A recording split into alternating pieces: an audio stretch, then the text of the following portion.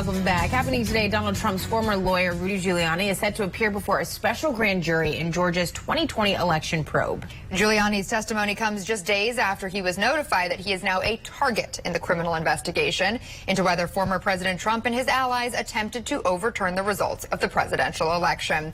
Political correspondent Kellen Howell has more on what we can expect from Giuliani's testimony today. Hey, Kellen. Good morning, Lindsay. Well, we're learning that prosecutors on this grand jury are looking into two incidents involving Giuliani specifically and his time in Georgia back in late 2020. The first is his trip to Georgia in December 2020 when he made these unfounded claims of election fraud. And this is despite there being results of a hand count audit at the time showing that President Biden had won the election in that state. And the second is about Giuliani's involvement in setting up this slate of fake electors to certify the state's election results for former President Trump instead of President Biden. Again, despite knowledge of the fact that the state had, in fact, voted in favor of President Biden.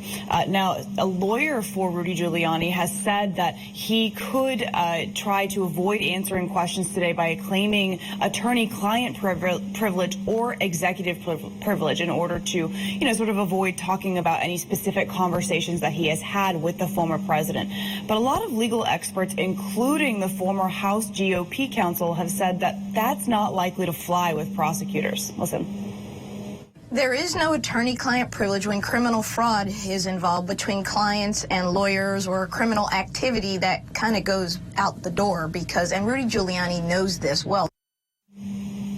Now, Giuliani may also try to invoke his Fifth Amendment rights to avoid self-incrimination in order to refrain from answering questions, and we're just going to have to wait and see how that unfolds. But what is also possible is that prosecutors may try to flip Giuliani against the former president by offering him some kind of what's called use immunity, and that would mean that prosecutors would not be able to use his own statements against him in order to charge him with a crime. Now, that doesn't mean that he wouldn't avoid a conviction or a charge entirely, just that his own statements could not be used against him. And so that's something we could also see unfold in his grand jury testimony today as well, Lindsay.